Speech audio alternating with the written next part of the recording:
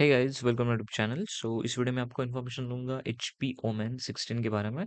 ये राइजन 7 और RTX 4060 वाला वर्जन है।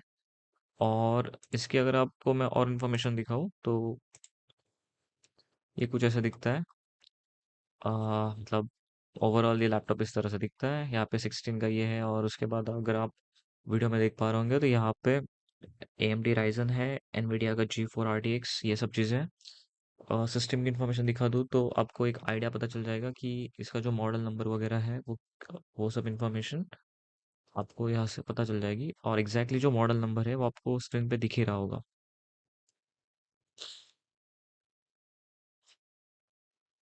ओके। ये रहा इसका, ये सब सिस्टम मॉडल नंबर और ये सब चीज़ें।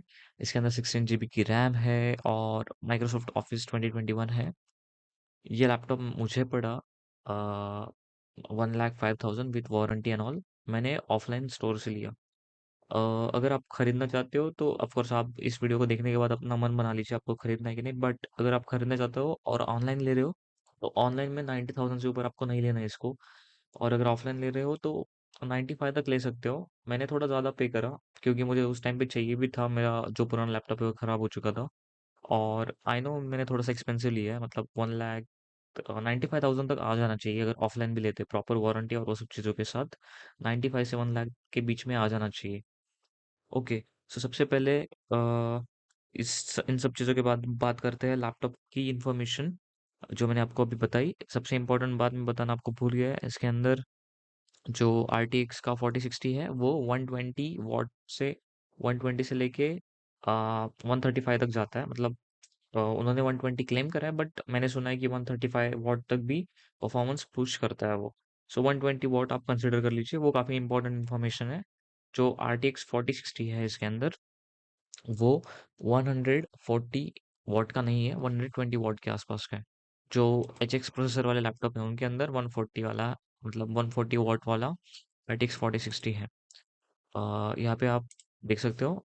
उसके बाद इसका जो इंटरनल GPU है, iGPU, वो भी अप टू 8 GB तक शेयर्ड रैम यूज़ करता है। मतलब रैम अपना जो सिस्टम मेमोरी रहता है उसमें से अप टू 8 GB तक यूज़ कर लेता है। और उसकी खुद की 400 MB, मतलब 500 MB कह सकते हो, 400 500 MB। सो 8.5 GB का आपको iGPU मिल जाता है, और 8 GB का आपको जो RTX का 4060 वाला वर्जन है अपना NVIDIA का, वो मिल जाता है। आप कहोगे इसका दोनों का क्या यूज़ है, एक साथ में कभी यूज़ होते हैं? होते हैं जब आप कुछ LLM मॉडल या फिर AI/ML का टास्क करते हो। फॉर एग्जांपल, ये मेरे पास एक एप्लीकेशन है, आपने सुना होगा LM स्टूडियो यूज़ करते हैं। अगर आपको कोई मॉडल को लोकली रन करवाना हो तो उसके लिए यूज़ करते हैं इसको, राइट? तो फॉर एग्जांपल अभी मैं इसको कुछ बता रहा हूँ कि मुझे कुछ प्रोग्राम वगैरह लिख के दे, तो इसने, ये देखिए, ये एक प्रोग्राम लिख रहा था। तो अकॉर्डिंग टू यूसेज यहाँ पे देखिए 44.41 टोकन्स पर सेकेंड। 127 टोकन्स इसने यूटिलाइज करा, मतलब इसको रिक्वायरमेंट लगी वो सब प्रॉम्प्ट का आउटपुट देने में। सो बेसिकली दोनों का यूज़ होता है, बट आपके रैम पे भी डिपेंड करता है। इसके अंदर सिर्फ अभी 16 GB की रैम है। आगे जाके अगर आप इसको एक्सपांड करना चाहते हैं तो 32 GB तक चला जाता है, वो सब चीज़ें हैं। और सबसे इम्पोर्टेंट बात ये है, क्योंकि नया मॉडल का है, इसका रिफ्रेश हर्ट्स, मतलब जो स्क्रीन का रिफ्रेश है रेट है वो 165 हर्ट्स है। बट इन सब जो नए मॉडल्स में इशू ये है कि इनके अंदर सिर्फ SSD का एक ही स्लॉट है, राइट? जो जो भी AX सीरीज वाले लैपटॉप है जिनका मॉडल सीरियल नेम जो भी AX से स्टार्ट होता है, वो सब पुराने, वो सब सॉरी नए नंबर के हैं, सीरियल नंबर है। तो सबके अंदर वन एक ही SSD का स्लॉट है, वो मेरे को काफी बुरा लगा, दो होना चाहिए था। ओके। फिर नेक्स्ट चीज पे बात करते हैं, गेमिंग। इस गेम लैपटॉप पे गेमिंग कैसी है? गेमिंग एकदम बेस्ट है, नो इश्यूज। मतलब मुझे कुछ प्रॉब्लम नहीं हुआ। अभी भी मैं GTA, मेरे ख्याल से मैं डाउनलोडिंग पे डाला था GTA को। GTA जैसे डाउनलोड होगा मैं आपको बता सकता हूँ उसका और परफॉर्मेंस GTA पे कैसा है। बट मैंने कुछ गेम्स खेले जैसे कि स्पाइडरमैन हो गया, उसके बाद अपना रेड डेड RDR खेला। तो मुझे कुछ इसमें इशू नहीं आया, काफी अच्छे से काम कर रहा है, कुछ प्रॉब्लम नहीं है। मतलब आप एकदम हेवी गेमर हो तो ऑफकोर्स आपके लिए थोड़ा सा ये लग सकता है कि 10-15 फ्रेम इधर उधर हो रहे हैं, वो इशू मतलब जो i13 HX प्रोसेसर है, 14 HX प्रोसेसर है i7 वाले। सो उसमें वो सब चीज़ें चलती है, बट इसके अंदर आई डोंट थिंक सो। मतलब ऐसा कुछ इशू तो नहीं है, बट गेम एकदम मक्खन की तरह चलते हैं, कुछ प्रॉब्लम नहीं, कुछ नहीं। उसके बाद आपको ये भी चीज़ मिलती है, मैं दिखाना चाहता हूँ आपको। ये देखिए यहाँ पे ओमन का लाइटिंग, मतलब ये पूरा ओमन का एक सॉफ्टवेयर है, इसमें आप परफॉर्मेंस, गेम्स, वो सब देख सकते हो अपने लैपटॉप में जो भी है। उसके बाद आप लाइटिंग कंट्रोल कर सकते हो यहाँ से।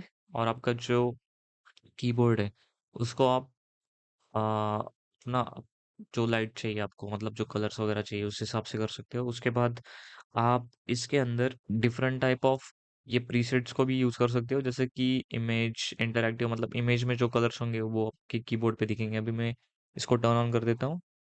अभी अगर मैं इसको येलो कर दूंगा तो ये येलो हो जाएगा, लाइट्स ये सब।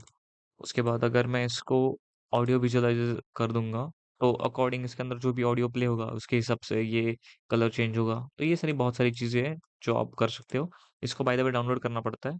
और ब्राइटनेस भी इसका कम ज़्यादा कर सकते हो कीबोर्ड की बैकलाइट्स का। तो ये बहुत सारे छोटे मोटे जो फीचर्स है वो है।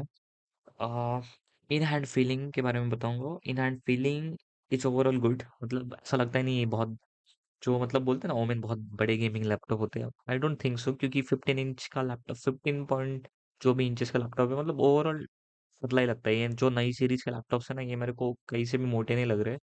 ये मतलब आप ऐसे भी अगर मैं इसको दिखाऊँ तो मोटा तो नहीं है ये। मेरा जो पुराना एसर का लैपटॉप था, एस्पायर 15, वो भी ऐसा ही था। मतलब ऑफ कोर्स वो बहुत पुराना है, बट इसके अंदर का परफॉर्मेंस और वो सब चीज़ें पकड़ के इट्स नॉट, मतलब एकदम ही हैवी, बहुत बड़ा ऐसा कुछ नहीं है। और सबसे इम्पोर्टेंट बात, ये जो इन हैंड फीलिंग देता है, वो ऐसा नहीं लगता कि कुछ गेमिंग लैपटॉप पकड़ के चल रहे हो। बहुत अच्छा लगता है, मतलब एकदम अच्छा लगता है एकदम, मतलब ऐसा लगता है कोई प्रोफेशनल लैपटॉप पकड़ के चल रहे हो आप। नेक्स्ट, AI ML का परफॉर्मेंस। पहले भी मैंने कहा था, मैं इसके ऊपर बहुत सारे मॉडल रन कर रहा था। अभी रिसेंटली मेरे से गलती से ये मॉडल डिलीट हो गया था, जो ओपन है का OSS 20 बिलियन पैरामीटर वाला है। अगर आप इसकी रिक्वायरमेंट देखोगे ना इसको रन करने की, तो वो है 50 सीरीज के ग्राफिक्स कार्ड लगते हैं इसको, और या फिर 4090 4080, वो सब यहाँ पे इसकी रिक्वायरमेंट है। बट काफी अच्छे से मक्खन की तरह चलता है ये। मतलब ऐसा कुछ मुझे लगा नहीं कि ये चल नहीं रहा, कुछ होने रहा। ऑफकोर्स लैपटॉप हीट वगैरह होगा, वो अलग बात है। आप उसको एडजस्ट कर सकते हो। कंटेक्स जो भी है, कंटेक्स में कितना कंटेक्स स्टोर करेगा, क्या क्या यूज करेगा, वो सब सेटिंग से आप एडजस्ट कर सकते हो। बट ओवरऑल ऐसा कुछ लगा नहीं कि मतलब कुछ हो गया, रन नहीं हो रहा, या फिर बंद हो गया लैपटॉप, कुछ ओवर हीट हो रहा है, कुछ भी नहीं। और गेमिंग के टाइम पे मैंने मतलब मैक्सिमम सेटिंग में जब मैं गेम्स खेला, ऑलमोस्ट 40-50 मिनट्स तक मैं गेम नॉन स्टॉप खेल रहा था। तो मैक्सिमम टेम्परेचर जो मैंने नोटिस करा, जो मैंने चेक करा, वो दूसरे एप्स और इन सब चीज़ों की हेल्प से, which was around around like let's say 85 90 को टच किया था कि साइबर पंक जब मैं ट्राई कर रहा था। साइबर पंक को मैंने ज़्यादा खेला नहीं हाई सेटिंग में, क्योंकि वो मेरे को बोर लगने लगा था। It's one of the best game, but मेरा मूड नहीं था उसको खेलने का, सो मैं बस टेस्ट कर रहा था ऊपर ऊपर। अब उस टाइम पे इसने बहुत ज़्यादा पुश कर रहा था, ये 90 तक पहुंच गया था, बट 90 को क्रॉस नहीं करा इसने। थर्मल्स बहुत अच्छे हैं, वो सब चीज़ें अच्छी है। और ये जब AI कर रहे हो आप, मतलब कुछ मॉडल ट्रेन कर रहे हो, अभी यहाँ पे तो मैं मॉडल्स को रन करवा रहा हूँ। आप अगर खुद खुद अपना मॉडल वगैरह कुछ ट्रेन करवा रहे हो, इतना आराम से कर देगा ना, ये समझ में भी नहीं आता। मतलब बहुत अच्छे से, बहुत AI ML के टास्क को बहुत अच्छे से करता है। 50 सीरीज के जो कार्ड्स है उससे भी ज्यादा अच्छे से ये काम करता है, क्योंकि इसके अंदर ज्यादा कूड़ा कोर्स है 50 सीरीज के कार्ड से। 50-50 से ज्यादा कूड़ा कोर्स 4060 में है, ये याद रखना। सो अगर आप AI ML कर रहे हो तो 50-50 से ज्यादा मैं रिकमेंड करूंगा आप 4060 card low, which is more efficient और मोर पावरफुल, मतलब उसके लिए। नेक्स्ट इसका वेट, मैंने पहले ही बोला ये काफी ओवर स्लिम है, बट वेट ठीक ठाक है। मतलब अगर मैं आपको बोलूँ इसका वेट अराउंड, मैं बोलूंगा जो 2.5 kg है, बट वो हाथ में आते ही थोड़ा सा ज्यादा भारी लगता है कभी कभी, अगर आप ज्यादा देर तक उसको पकड़ के खड़े रहोगे लैपटॉप को तो। ओवरऑल गेमिंग लैपटॉप है तो इतना तो है। और बैटरी लाइफ सबसे इम्पोर्टेंट। बैटरी लाइफ, अगर आप फॉर एग्जांपल आप इसको ब्राउजर या फिर वर्ड वगैरह खोल के बैठे हो और इंटरनेट चालू नहीं है, राइट, इंटरनेट यूज नहीं कर रहे हो, और बस कुछ इंटर ऑफलाइन कुछ काम कर रहे हो एप्स पे, और इसको इको मोड या फिर बैटरी सेवर मोड जो भी इसके अंदर डाला है, तो ये आपको 5-6 घंटे तक भी दे देता है बैटरी लाइक। और अगर आप इंटरनेट चालू करके बैठे हो, वाईफाई यूज कर रहे हो, ब्राउजिंग कर रहे हो, तो आपको 3 से 4 घंटे के बीच में ये बैटरी लाइफ आराम से दे देता है। सो इसमें कुछ भी इशू नहीं है। और अगर आप कहोगे कि कुछ मीडियम, एकदम हेवी वर्क नहीं, मीडियम वर्क कर रहे हो, तो फैन की आवाज आती है क्या? सो नहीं, फैन की आवाज नहीं आती इन सब टास्क में। अगर आप हेवी टास्क करना शुरू कर दोगे, कुछ रेंडरिंग वगैरह, और उसमें भी अगर आप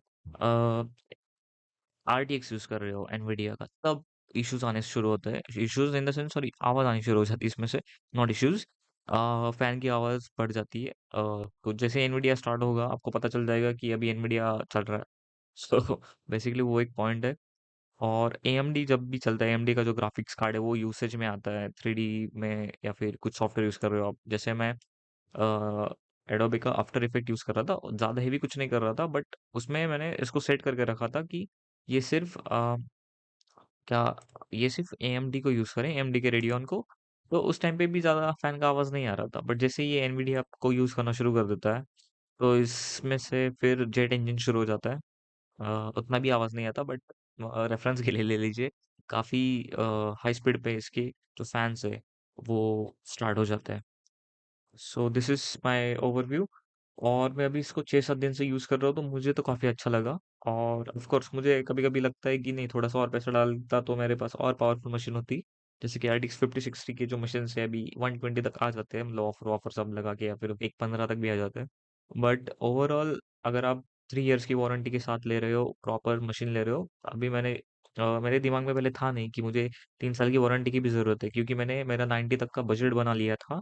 बट जब चल मैं खरीदने का टाइम आया, तो 90 को बहुत ज़्यादा क्रॉस कर रहा था, वो 105 तक चला गया मेरा बजट, 1,05,000 तक। एंड मैंने 90 तक डिसाइड ही करा था, बट मैं बहुत बार उनसे बात करी, एचपी के स्टोर वालों से और वो सब।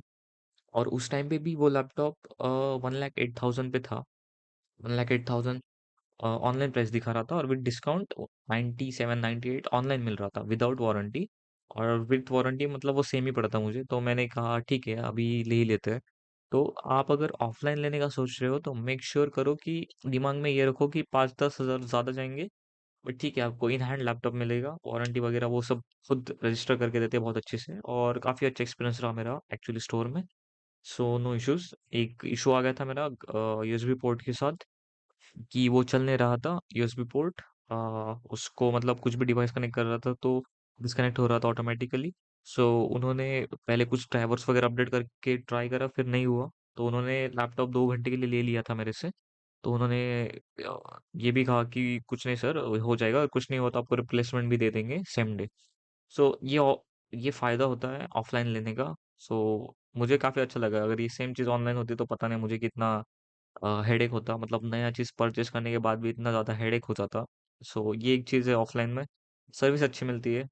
और थैंक यू फॉर वॉचिंग। अगर आपको कुछ भी क्वेश्चन है तो प्लीज़ आस्क। Thank you.